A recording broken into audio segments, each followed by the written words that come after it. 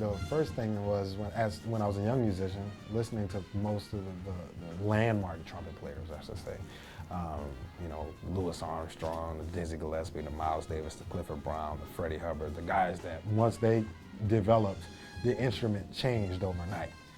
The one thing that I noticed about all of these guys is that they had incredibly captivating sounds and a unique way of approaching the instrument. And I thought to myself, what was the one thing that I heard other instruments do that I didn't hear done on the trumpet?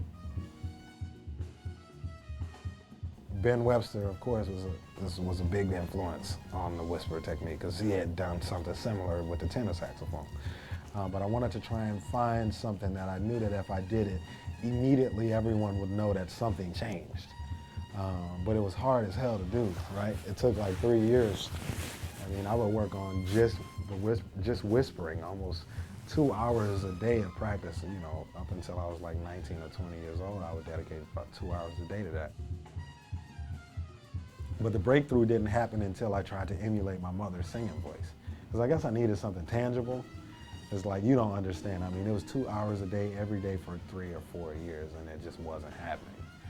It wasn't happening on a consistent level, you know. And I think a lot of guys, sometimes guys will think they're doing it, but it's just because they're fatigued. You know, they're a little tired, and the chops spread a little bit, but as soon as they're not tired, they can't do it anymore. So it's a very hard technique to play with, but yeah, it's Ben Webster originally, I guess.